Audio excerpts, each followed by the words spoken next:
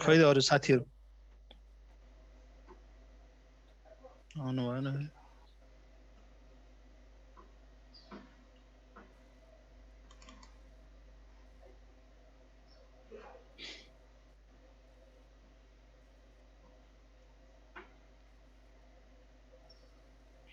दुईजना मात्र हो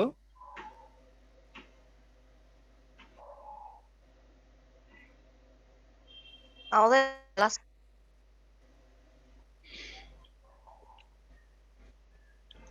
हामी सुरु गर्दै गरौँ है हुन्छ सर हाम्रो लास्ट च्याप्टर बाँकी थियो वर्किङ क्यापिटल म्यानेजमेन्ट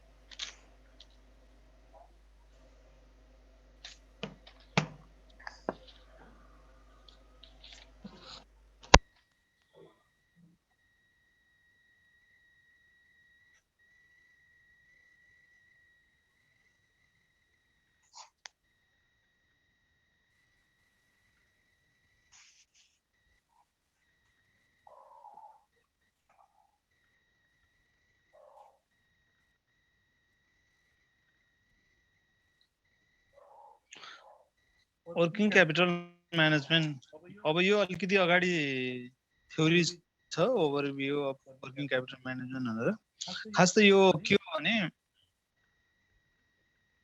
हामीले डे टु डे अपरेसन गर्नको लागि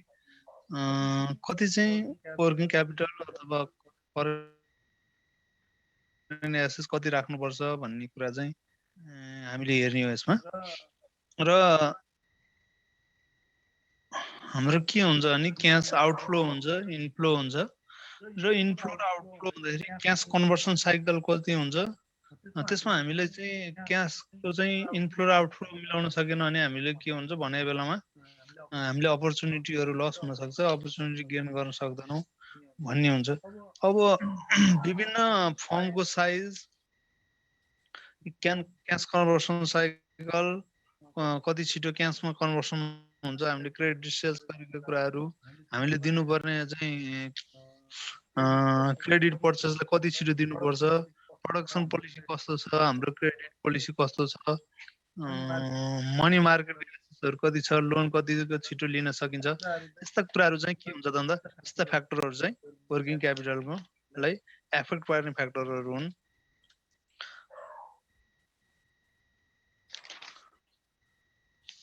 अब मेन चाहिँ के हुन्छ भने अलिकति पुरानो भ्यूलाई हामी चाहिँ यहाँनिर कन्जर्भेटिभ टाइप्स अथवा ट्रेडिसनल टाइप पनि भन्छौँ जहाँ चाहिँ के हुन्छ यो वर्किङ क्यापिटल अथवा करेन्ट एसेट्स अलिकति बढी राख्ने जनरली बढी मात्रामा राख्ने ट्रेन्ड थियो भने एग्रेसिभ पोलिसीहरूले यो आइडल करेन्ट एसेट्स राखेर के हुन्छ त कस्ट मात्रै इन्क्रिज गर्छ जसले प्रोडक्टिभिटी हुँदैन जब हामी करेन्ट एसेट्स आवश्यक पर्ने मात्रै अथवा क्यास चाहिँ आवश्यक पर्ने मात्रै राख्ने भन्ने कुरा चाहिँ एग्रेसिभ पोलिसीले गर्छ र जस यसमा हाम्रो के छ त भन्दाखेरि चाहिएको भन्दा बढी भयो भने पनि कस्ट के हुन्छ त भन्दा कस्ट चाहिँ कस्ट अफ क्यापिटल बढी पर्ने अर्गनाइजेसनलाई जसले प्रफिटमा हिट गर्ने र चाहिएको हामीले जुन चाहिने हो चाहिने भन्दा कम भयो भने पनि के हुन्छ त हाम्रो चाहिँ हाम्रो अपर्च्युनिटी लस हुने भएको हुनाले एक्ज्याक्ट क्यास कति हुनुपर्छ भन्ने कुरा चाहिँ अथवा वर्किङ क्यापिटल कति हुनुपर्छ भन्ने कुरा हामीले क्यालकुलेसन गरेर राख्नुपर्छ जसलाई हामी पोलिसी भन्छौँ कन्जर्भेटिभ पोलिसीमा जति सक्दो बढी राख्ने भन्ने हुन्थ्यो है अब यसमा चाहिँ तीनटा फ्याक्टरहरू मेन छ एउटा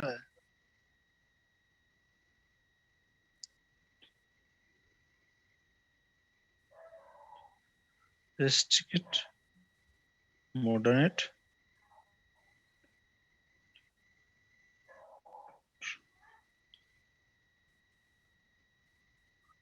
यो चाहिँ हाम्रो रिल्याक्समा चाहिँ चाहिने भन्दा बढी राख्ने भयो यो ठिक्कको भयो भने यसमा चाहिँ चाहिने भन्दा कम भएको अवस्था हो यो चाहिँ यस्तै चाहिँ अवस्थाहरू हुन्छ अब यो रिल्याक्स चाहिँ के हो त भन्दा कन्जर्भेटिभ पोलिसी टाइपको अलिकति बढी राख्ने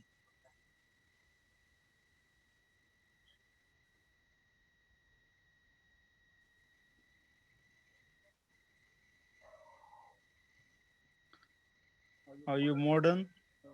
अथवा मोडर्न चाहिँ के हो त भन्दाखेरि एग्रेसिभ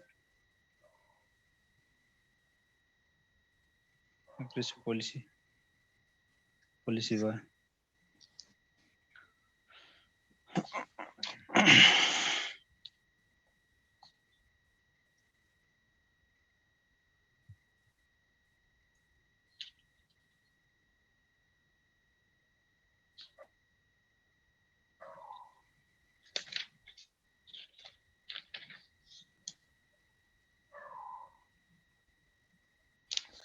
अब यसरी चाहिँ हामीले एग्रेसिभ पोलिसी एग्रेसिभ पोलिसी चाहिँ अर्गनाइजेसनलाई अवलम्बन गर्नको लागि र चाहिने मात्रै वर्किङ क्यापिटल राख्नको लागि चाहिँ हाम्रो पहिलो सुरुमा चाहिँ के हो त भन्दा करेन्ट एसेट्स भनेको क्यास हो क्यास कन्भर्सन साइकल चाहिँ हामीले हेर्नुपर्ने हुन्छ र क्यास कन्भर्सन साइकल चाहिँ हामीले क्याल्कुलेसन गर्छौँ जुन न्युमेरिकलबाट गर्छौँ अब क्यास कन्भर्सन साइकल भनेको के हो अहिले अलिकति हामीले अकाउन्ट्समा पनि पढेका थियौँ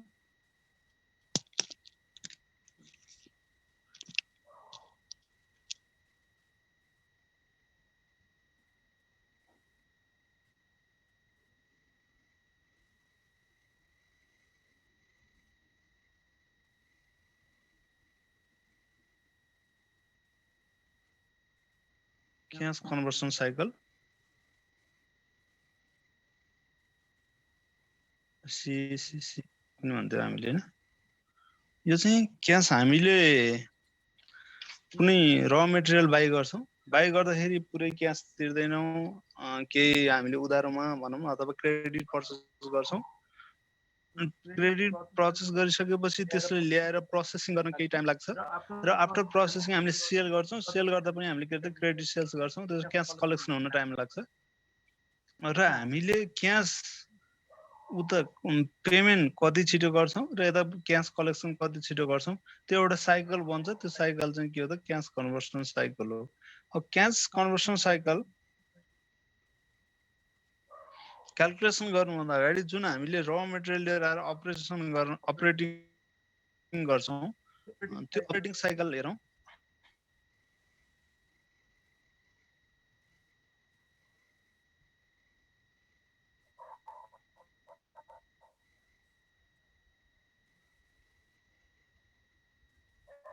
operating cycle ICP plus RCP ICP inventory conversion period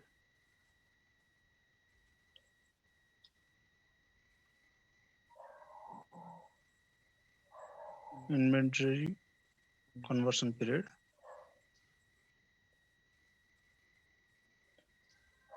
र RCP भनेको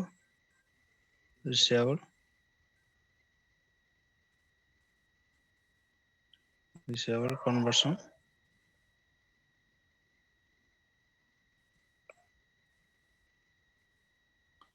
एउटा प्रोडक्टलाई इन्भेन्ट्रीमा लानको लागि कति समय लाग्छ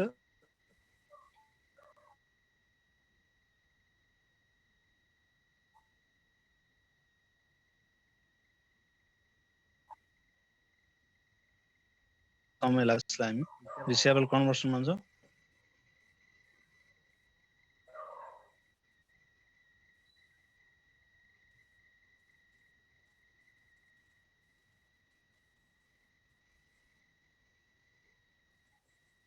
ICP inventory conversion period inventory divided cost of goods sold per day cost of goods sold per day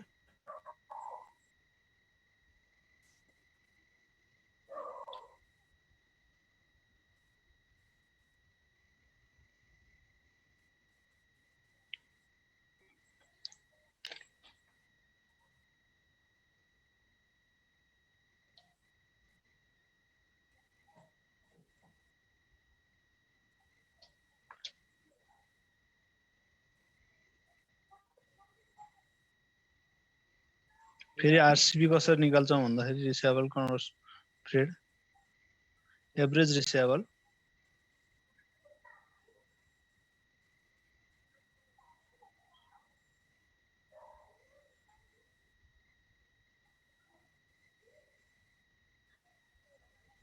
credit sales per day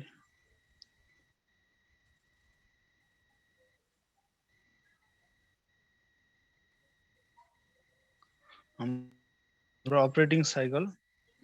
यो जुन ICP plus RCP हामीले क्यास कन्भर्सन साइकल सीसीसी निकाल्नुभन्दा पहिला हाम्रो अपरेसन प्रोसेस कति लाग्छ त्यो हेर्छौँ त्यो अपरेटिङ साइकल चाहिँ के हो त भन्दा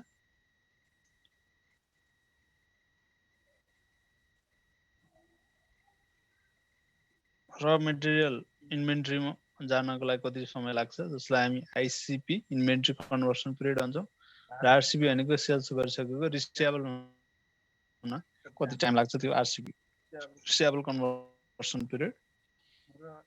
र आइसिबी इन्भेन्ट्री कन्भर्सन पिरियड हामीले कसरी निकाल्छौँ भन्दा total inventory divided cost of goods sold per day गरेर निकाल्छौँ भने आरसीबी भनेको average receivable divided credit sales per day गरेर रिसिएबल कन्भर्सन पिरियड निकाल्छ त्यो निकाल्सी यो चाहिँ हाम्रो के हो त भन्दा अपरेटिङ साइकल अथवा हामीले ल्याएको प्रडक्ट चाहिँ इन्भेन्ट्रीसम्म पुर्याउने र सेल्स गरिसकेपछि क्यासमा आउने कुरा भयो अब हामीले के हुन्छ भने हामीले फेरि क्रेडिटमा पर्चेस गरेका हुन्छौँ त्यो क्रेडिटमा पर्चेस गरेको चाहिँ हामीले के गर्छौँ त भन्दा पेमेन्ट गर्नको लागि केही समय पाउँछौँ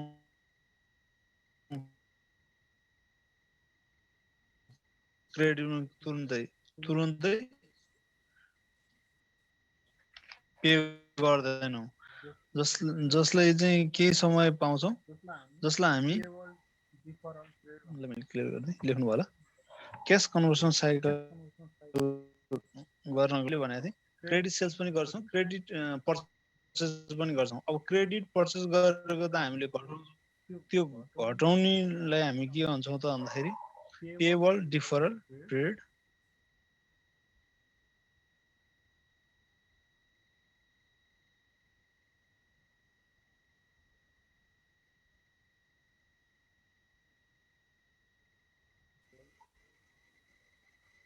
पेबल डिफरल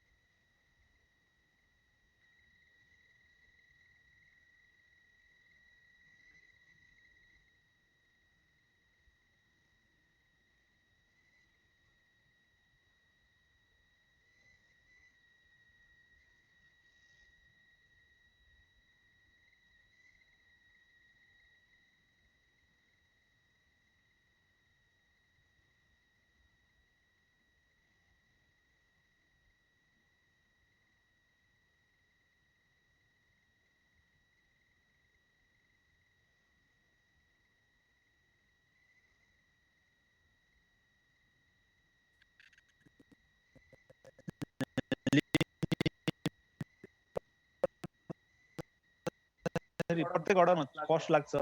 धेरै अर्डर गर्दा पनि यसको कस्टिङ हाई बढ्न जान्छ त्यही भएर अर्डरिङ कस्ट कसरी क्याल्कुलेसन गर्ने अनि टोटल इन्भेन्ट्री कस्ट कसरी पर्छ त्यो हामी हेरौँ र अनि त्यसमा अर्डर गर्दाखेरि कुन युनिटमा कति अर्डर गर्यो भने हामीलाई इकोनोमी पर्छ अथवा कस्ट कम पर्छ जसलाई हामी इकोनोमिक अर्डर क्वान्टिटी अथवा युओक्यू भनेर एकाउन्टमा पढाएको थियौँ याद छ अलिअलि युओक्यू छ सर त्यही नै हो यो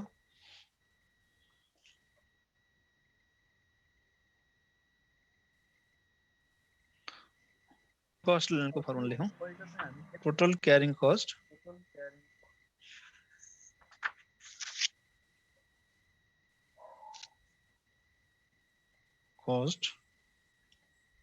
total carrying cost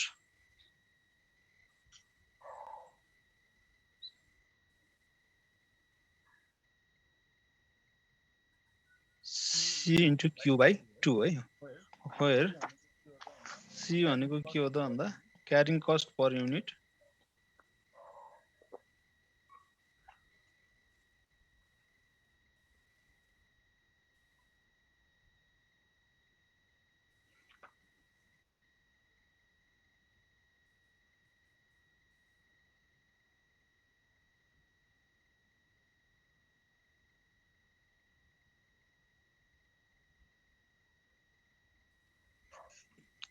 inventory Q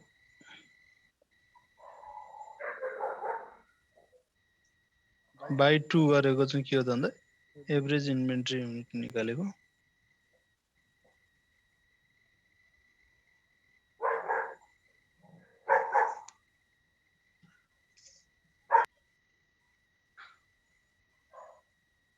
यसरी हामी टोटल क्यारिङ कस्ट निकाल्न सकिन्छ अब अर्को अर्डरिङ कस्ट छ हाम्रो अर्डर गर्दाखेरिलाई नि टोटल अर्डरिङ कस्ट कति पर्छ त भन्दाखेरि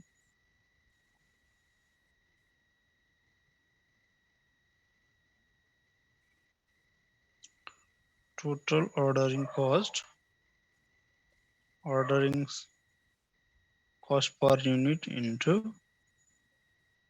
requirement divided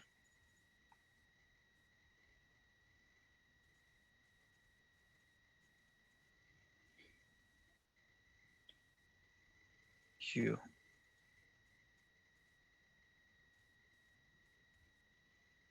where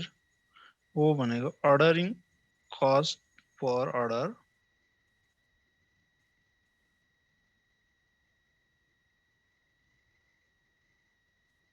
ordering cost per order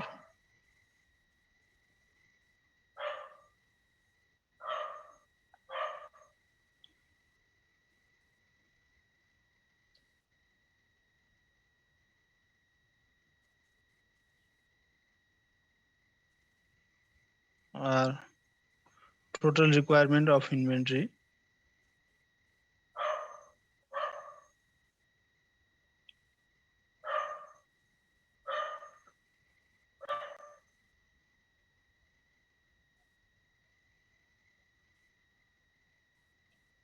for the period Q अथवा R by Q गरे पनि भयो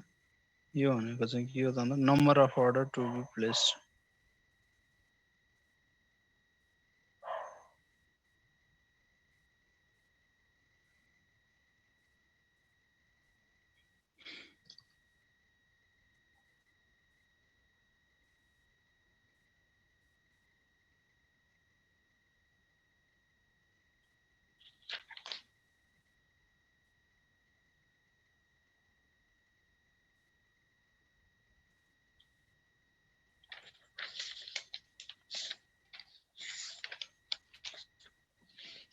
भयो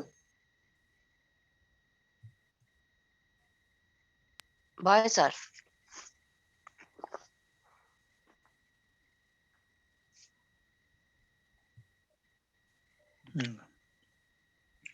अब हामीले अर्डरिङ कस्ट कसरी क्याल्कुलेसन गर्ने हेर्यौं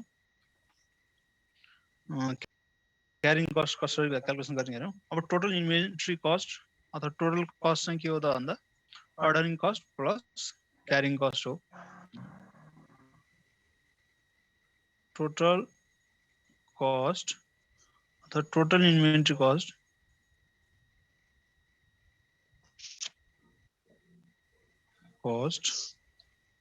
so TC C into Q by 2 plus O into R by Q यो भनेको अर्डरिङ कस्ट यो भनेको क्यारिङ कस्ट यो दुईटैको भयो भने टोटल इन्भेन्टरी कस्ट भयो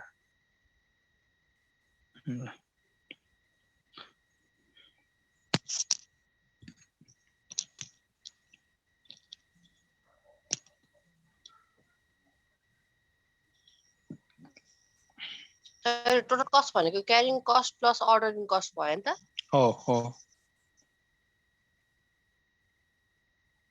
हामीले प्रत्येकचोटि अर्डर गर्दा पनि कस्ट लाग्छ, क्यारिङ त्यो गर्दा पनि कस्ट लाग्छ। अब हामीलाई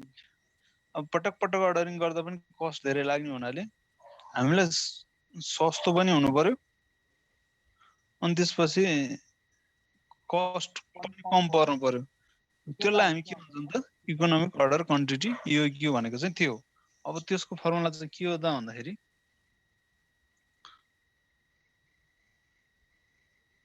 economic order quantity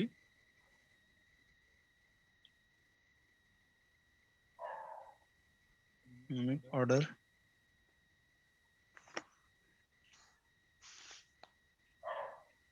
quantity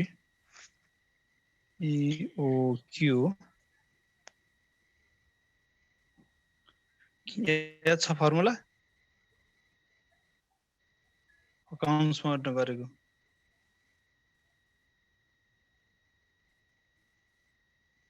RO divided C सबैको रुट हो यो।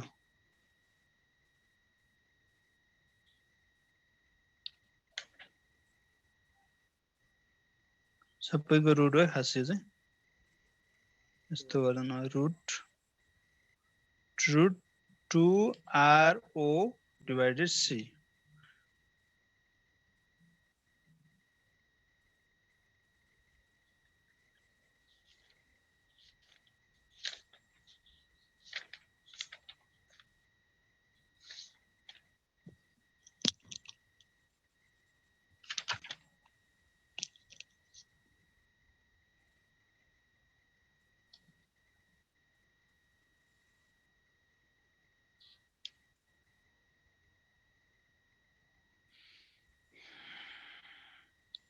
यसले चाहिँ हाम्रो के भन्छ इकोनोमिक अर्डर क्वान्टिटी निर्धारण गर्छ। कति क्वान्टिटीमा हामीले गर्यो भने हामीलाई कस्ट कम पर्छ भन्ने। अब सी भनेको क्यारिङ कस्ट, ओ भनेको अर्डरिङ कस्ट, आर भनेको रिक्वायर्ड युनिट है। हामीले 2RO डिभाइड सी है त।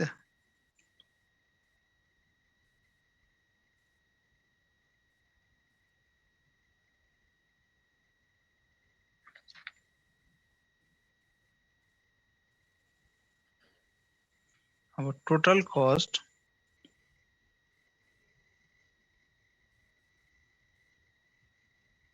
यहाँ लेखौँ, सरी आर भनेको require unit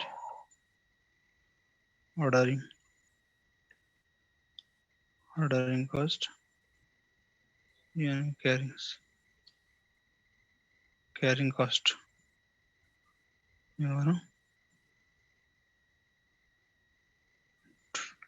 total cost of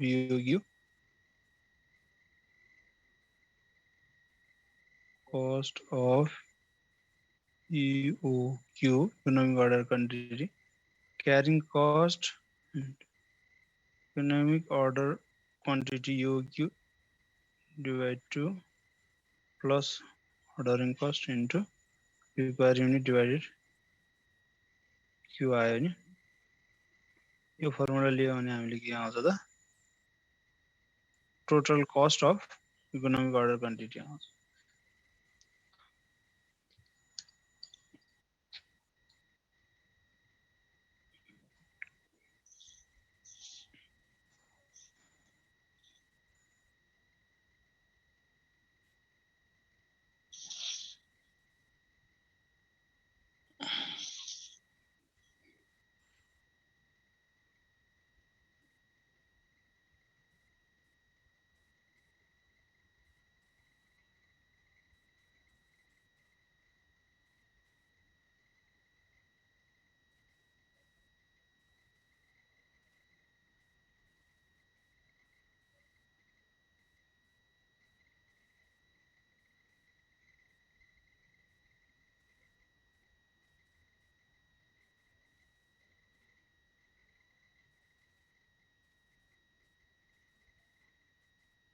भयो लेख्सन हो।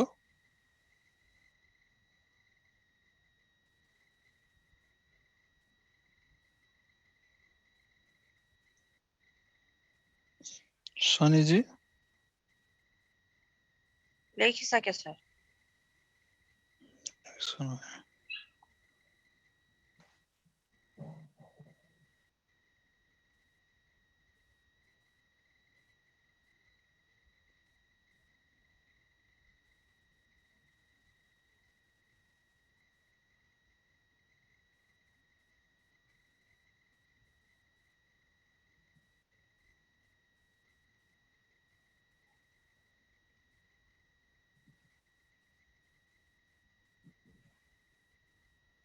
ल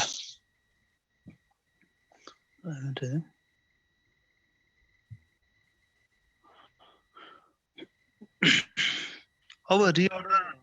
अर्को हामीले छ रिअर्डर कतिमा गर्ने रिअर्डर पोइन्ट कति हो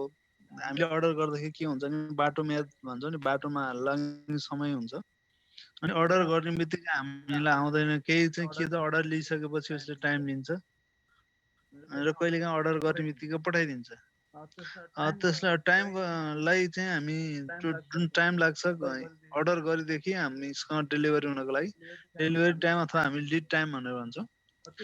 त्यो लिड टाइमलाई राखेर हाम्रो रिअर्डर कहिले गर्ने त र त्यो अर्डर रिअर्डर भएर सामान नआइपुग्नुन्जेलसम्म हामीलाई केही स्टक चाहिन सक्छ जसलाई हामी सेफ्टी स्टक भन्छौँ reorder point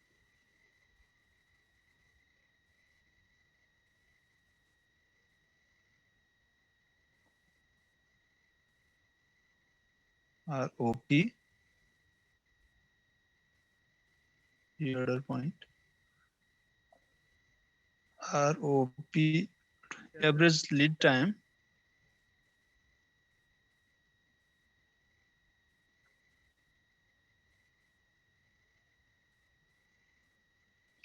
average usage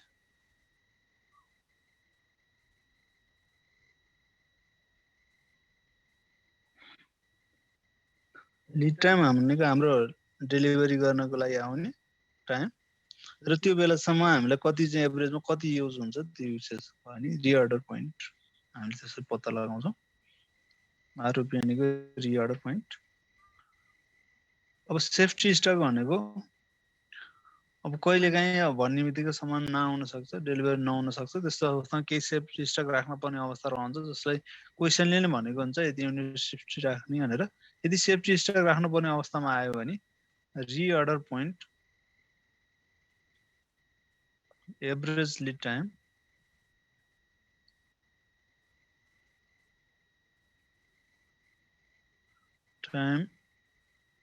average usage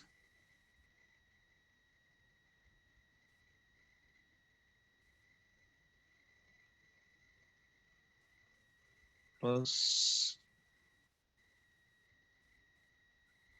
safety stock यसरी सेफ्टी स्टक जोडिदियो भने हाम्रो रिअर्डर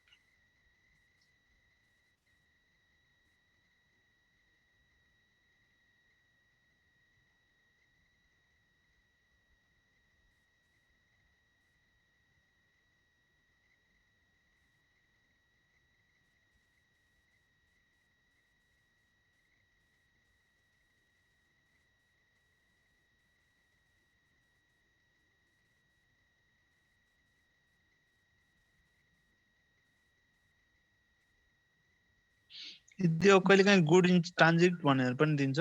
ट्रान्जिटमा रहनु पर्ने अवस्था आयो भने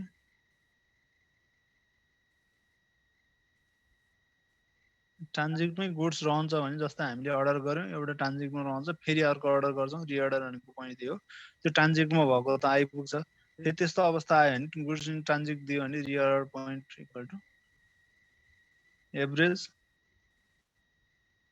average lead time into average usage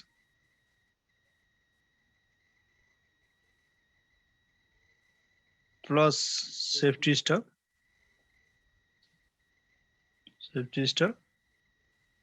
minus है यो minus goods in transit क्वेसनले नै दिन्छ सबसँग त्यसरी नै गर्छ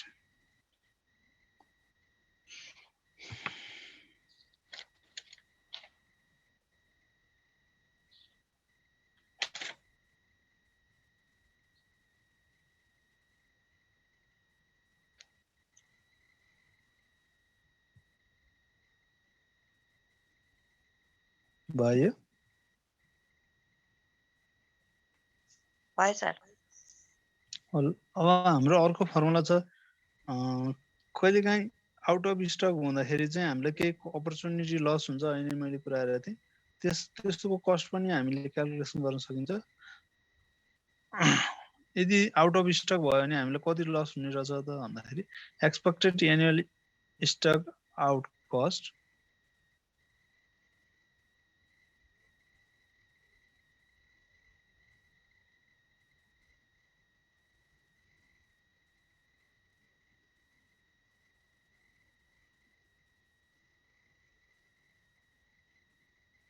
cost equal to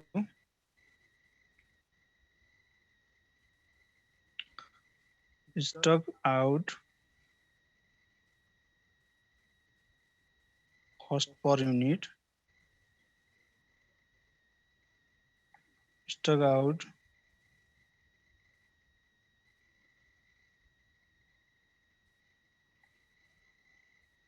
into probability of stock out in a cycle continue है number of inventory cycle per year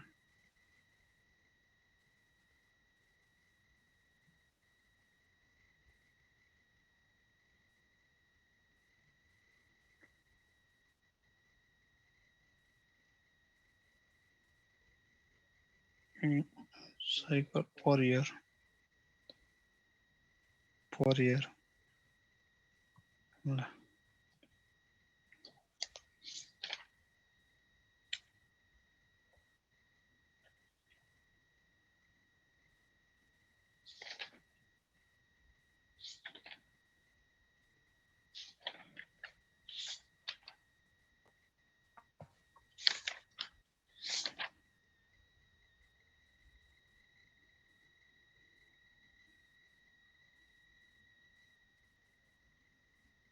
हामीलाई लगभग चाहिने फर्मुला यति नै हो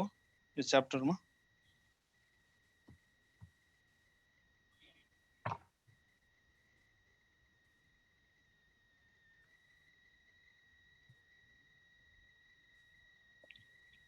भयो हैन यसम्म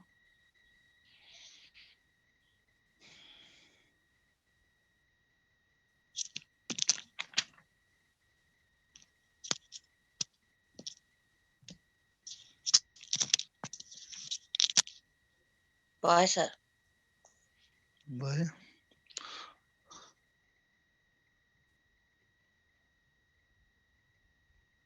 ल यसो एउटा दुईटा क्वेशनहरु पनि सुरु गरौँ कि है अझ जिनै आउनु भएको छ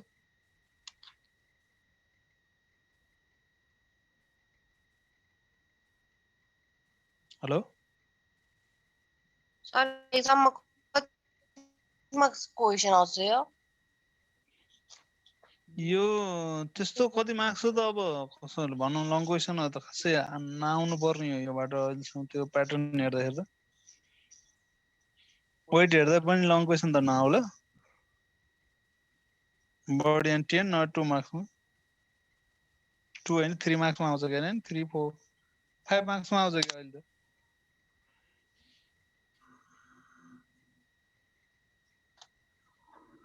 पहिले 3 मार्क्सको हुन्थ्यो अहिले 5 मार्क्सको बनाइसकेर हैन त्यही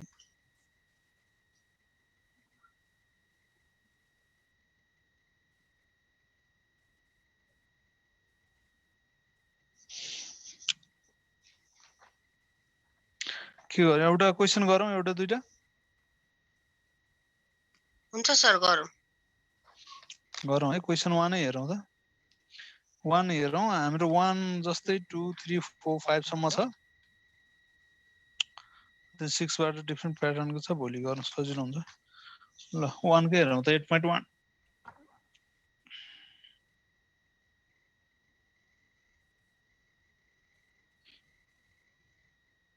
8.1 को क्वेशन चाहिँ के भनेको छ भने क्याम्पेन कम्पनी जुन सीसी भने सीसी कम्पनी चाहिँ एउटा के गरेको छ भन्दा एउटा करेन्ट एसेस पोलिसीमा इस्टाब्लिश भएको छ यसमा फिक्स एसेट चाहिँ 6 लाख छ the firm plan to maintain the 50% debt to asset ratio भनेको छ त्यो भनेको 50% डेट भयो 50% एसेट्स अथवा इक्विटी रहने भयो अनि त्यसपछि CC has no operating current liabilities भनेको छ liabilities operating liabilities छैन जुन डेट हो त्यो नै के हो त liabilities हो इन्ट्रेस्ट रेट चाहिँ 10% अल डेट सबै खालको डेट भर्नु 10% इन्ट्रेस्ट रेट भनेको छ 3 alternative current assets policy are under the considered 40%, 50% and 60% of projected sales को current assets राख्ने चाहिँ के छ त भन्दा 40%, 50% र 60% जुन अहिले सुरुमा मैले लेखेको थिएँ रेस्टिकेट मोडर्न रिल्याक्स तीनटा अपर्चुनिटी के भन्छ अप्सनहरु छ the company expect to earn 15% before interest and tax on sales of RS 3 million 3 million sales को 15% चाहिँ के गर्छ त भन्दाखेरि अर्निङ छ बिफोर ट्याक्स भने हैन interest and tax that means EBIT चाहिँ 3 million को 15% छ CC effective tax rate 40%. What is the expected return on the equity under the each of assets policy भनेको छ तीनटा पोलिसीमा के भनेको छ रिटर्न अन इक्विटी ROE कति होला भनेर सोधेको छ अब हामीले रेसियो एनालाइसिसमा हेरिसकेका छौं ROE भनेको के हो त भन्दा return on equity net income divided equity हो अब तीन किसिमको हामीलाई अप्सन दिएको छ तीन किसिमको अप्सनमा ROE रिटर्न अन इक्विटी कति होला भनेर हामीले सोधेको छ त्यसको लागि हामीले एउटा नेट इन्कम पत्ता लगाउनु पर्यो यहाँबाट हामीलाई ROE भनेको त नेट इन्कम डिवाइडेड इक्विटी हो र इक्विटी प्रत्येक अप्सनमा इक्विटी कति हुन्छ त्यो पत्ता लगाउनु पर्यो त्यसको लागि हामीले यहाँ सुरु गरौँ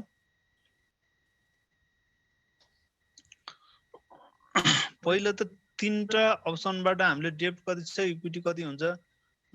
त्यो एउटा ब्यालेन्स सिट क्रिएट गरौँ balance seat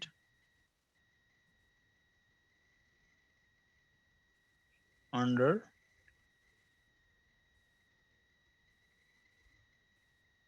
three alternatives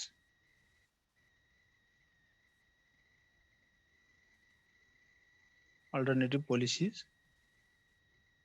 three alternative current assets policy भन्दा पनि हुन्छ अब यो ब्यालेन्स सिट हामीले तयार गरौँ तीनटा अल्टरनेटिभ अन्तर्गत हामीलाई तीनटा अल्टरनेटिभमा यस्तो भनौँ तीनटा अल्टरनेटिभ राखौँ एउटा अल्टरनेटिभ हाम्रो रेस्ट्रिकेट हो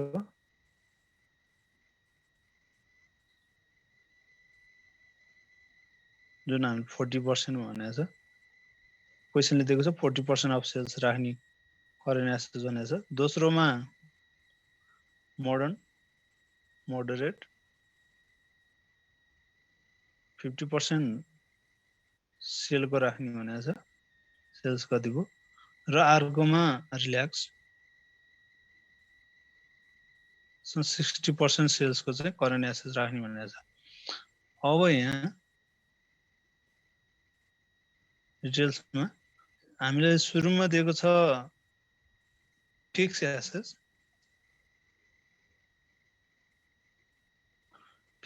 त सबैमा 6 लाख हुन्छ भनेको छ अहिले क्वेशनमा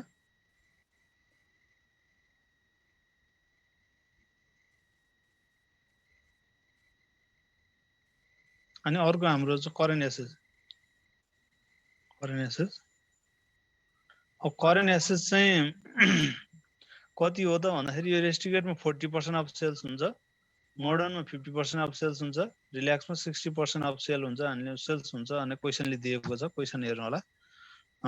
3 alternative current assets policy are under consider the 40% 50% and 60% of the projected sales भनेको छ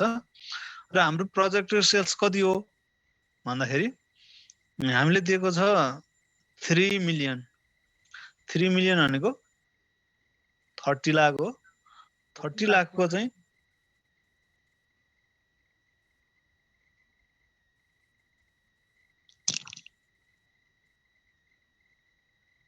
हाम्रो 30 लाखको चाहिँ के हुनु पर्यो त अब करेन्ट एसेट्स रेस्ट्रिक्टेडमा 40% हुनु पर्यो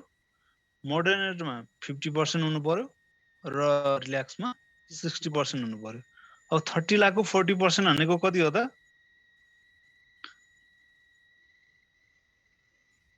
4 तिया 12 लाख यो बुझ्नु भएको छ मैले भनेको हेलो सुन्नु भएको छ सर बुझिरहेको छु बुझ्नु भएको छ है अब 12 लाख अनि त्यसपछि फेरि अब मोडरेटमा कति होला त अब 50% भनेपछि 15 लाख 15 लाख अब यहाँ 60% अफ 30 लाख 18 लाख भने 18 यो हाम्रो टोटल एसेट्स भयो टोटल एसेट्स यो 12 छ 18 भयो हैन यो 15 र छ 21 लाख र 6 र 18 24 लाख टोटल एसेट्स भयो यो क्लोज भयो अब हामी यसमै लायबिलिटी साइडमा जाउँ लायबिलिटीमा हाम्रो के हुन्छ त टोटल इक्विटी लायबिलिटी हुन्छ अरु लायबिलिटी छैन भनेको छ हामीलाई क्वेशनले अब यसको इक्विटी र डेब्टको पर्सन चाहिँ 50-50% हुने भनेपछि यहाँ डेब्ट एउटा इक्विटी हुन्छ अब 50-50 भनेपछि 18 लाखको 50% चाहिँ डेब्ट हुने भयो 50% इक्विटी हुने भयो त्यो भनेको 9 लाख डेब्ट 9 लाख इक्विटी अब यहाँ 21 लाखको फेरि हाफ गर्दाखेरि 50% गर्दाखेरि 10,50,000 इक्विटी 10,50,000 डेब्ट फेरि यहाँ 24 लाख भनेपछि 12 लाख डेब्ट 12 lakh equity total equity and liability चाहिँ कति हुने भयो त फेरि टोटल इक्विटी एन्ड लायबिलिटी चाहिँ कति हो त भन्दा यो 18 लाखै हो 21 लाख हो यो 24 लाख यो हामीले किन निकालेको भन्दाखेरि चाहिँ यो हामीलाई इक्विटी कति छ प्रत्येक कन्डिसनमा भनेर पत्ता लगाउनको लागि यो निकाल्नु परेको जुन हामीले चाहिन्छ आरओई हामीले क्याल्कुलेसन गर्नु भनेको छ आरओई भनेको के भन्दा नेट इन्कम डिवाइडेड इक्विटी हो हैन त्यही पत्ता लगाउनको लागि हामीले चाहिँ इक्विटी निकाल्नको लागि यो एउटा ब्यालेन्स सिट बनायौं यहाँबाट हामीले चाहिँ 40% मा राख्दाखेरि कति इक्विटी हुँदो रहेछ 50% राख्दै कति इक्विटी हुँदो रहेछ र 60% मा राख्दाखेरि कति इक्विटी हुँदो रहेछ त्यो पत्ता लगायौं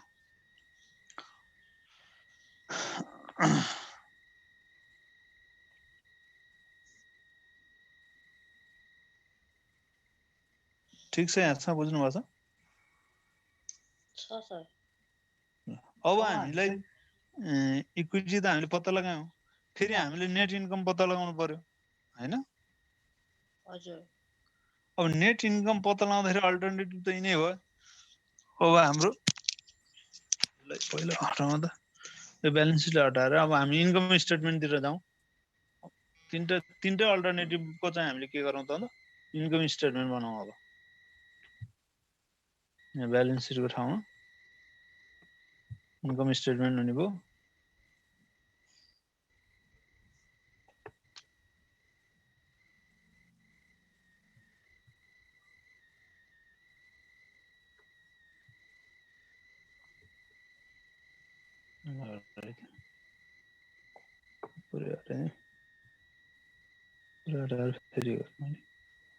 ल अब इन्कम स्टेटमेन्ट बनाऊ जहाँबाट हामीले नेट इन्कम पत्ता लगाउँछौँ इन्कम स्टेटमेन्ट under 3 alternative.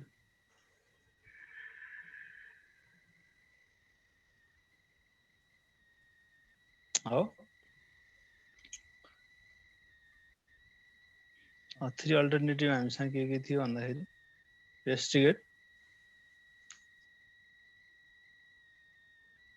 जसलाई हामी एग्रेसिभ पनि भन्छौँ है अहिले मैले सुरुमा लेखेको थिएँ एउटा रेस्ट्रिकेट अर्को अल्टरनेटिभ हाम्रो एभरेज अथवा मोडरेट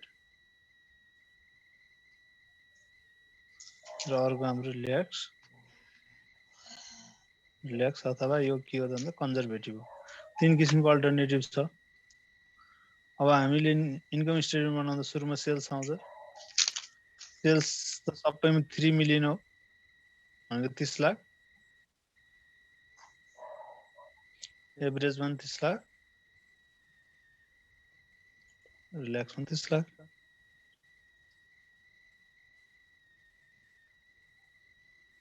हो अनि त्यसपछि अब हामीले के भनेको छ भन्दा earning before interest and tax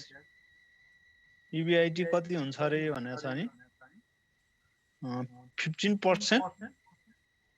of cells भनेको छ हेर्नुस् त क्वेशनले हैन the company expected to earn 15% before interest and tax भनेको छ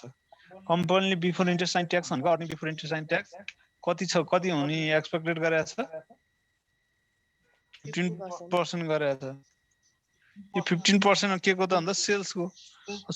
15% हान्छ EBIT हाम्रो प्रत्येक केसमा कति हुने रहेछ त यहाँ कन्फ्युज हुन्छ नि @ 15% भनेर लेख्नु भयो अब सबैमा के हुन्छ त 15 तिया 45 4,50,000 सबै केसमा चाहिँ EBIT हुने हो EBIT लेखौं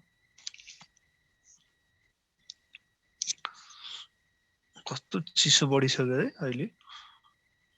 चिसोको त भन्नै पर्दैन सर साह्रै छ हैन यो क्लास लिँदै गर्दा भन्दा यतिखेर धेरै चिसो भइसक्यो छुट्टै चिसो भइसक्यो मैले चाँडै छुन्छ सर कस्तो गाह्रो छ मेरलाई त ल अब यो 4,50,000 हुने हो यो पनि 4,50,000 हुने हो यो पनि 4,50,000 EBIT आउने हो अब हामीले चाहिँ EBIT मा अब के भन्दा इन्ट्रेस्ट को ट्याक्स तिर्दिने के रे सरी इन्ट्रेस्ट तिर्दिने लेस इन्ट्रेस्ट अब इन्ट्रेस्ट चाहिँ कति हुन्छ भनेको छ भन्दाखेरि इन्ट्रेस्ट रेट क्वेशन के भनेको छ 10% अन अल डेब्ट भनेको छ द रेट 10% प्रत्येक डेब्टमा चाहिँ 10% चाहिँ इन्ट्रेस्ट लाग्छ भनेको छ हाम्रो डेब्ट कति हो भनेर चाहिँ हामीले अघिको ब्यालेन्स सिटमा बनाएको छौं रेस्ट्रिकेटमा डेब्ट कति थियो त हाम्रो 9 लाख थियो 9 लाखको 10% भने कति हुने भयो त 90,000 हुने भयो हैन हजुर अनि अर्कोमा एभरेज अथवा मोडर्नमा कति थियो 10,50,000 भनेको 1,05,000 10% ले अब यसमा चाहिँ 12 लाख थियो 12 लाखको 10% भनेको 1,20,000 1,20,000 हाम्रो के हुने भयो त इन्ट्रेस्ट हुने भयो यो घटाइदिउँ यो सेल्स चाहिँ क्लोज गरौँ कन्फ्युज हुन्छ अब घटाउँदाखेरि यो के आउने हो त अर्निङ बिफोर ट्याक्स आउने हो अब EBT 4,50,000 मा 90,000 घटे कति हुने हो त अब 3,60,000 3,60,000 यसमा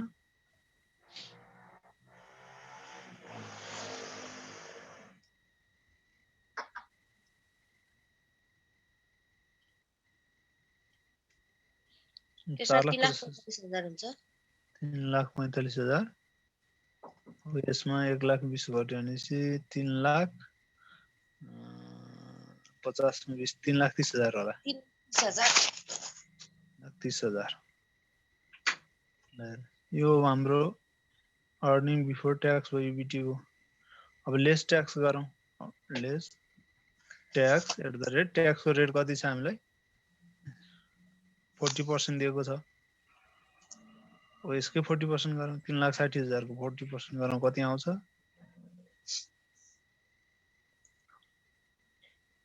कुनको 40% ट्याक्स सर? ए 3,60,000 कै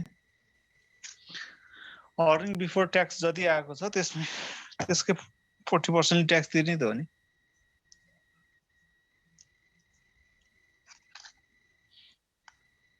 इन्कम स्टेटमेन्ट बनाउँदा 60,000 को 40% 1,44,000 यसमा 1,44,000 ट्याक्स अब यसमा 345 को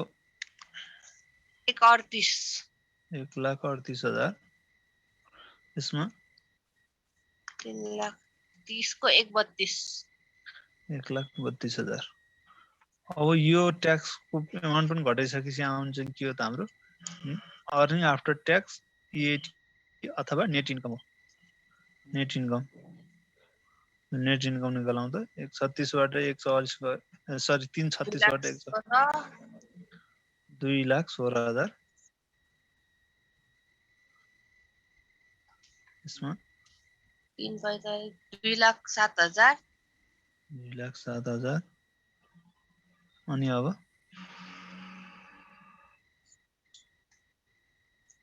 1,98,000 1,98,000 अब नेट इन्कम पनि आयो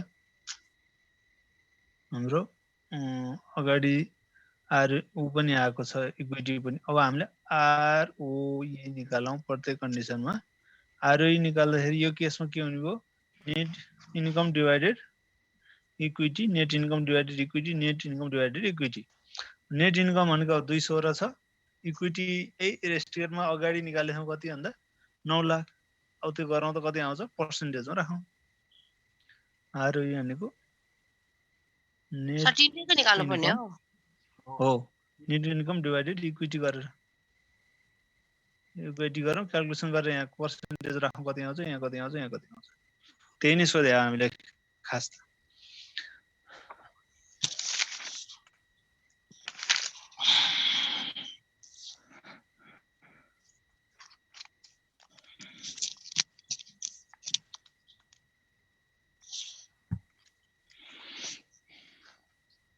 पोइन्ट मा राख्ने कि पर्सेन्ट मा राख्ने सर पर्सेन्ट मा राख्नु 24% फर्स्ट को हजुर त्यो गरौँ है 207 को 9 लाख र 198 को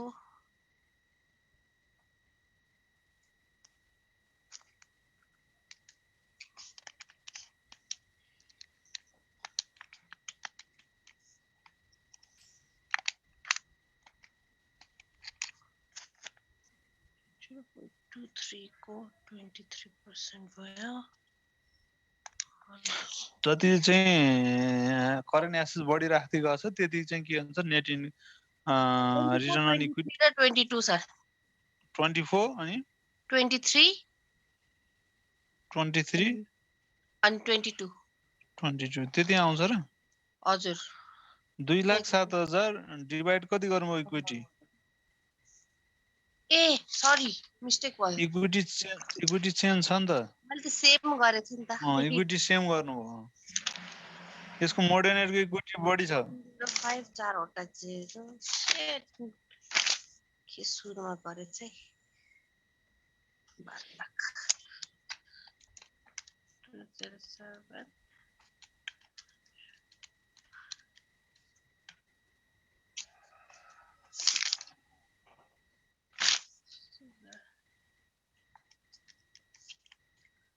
19.71 रहेछ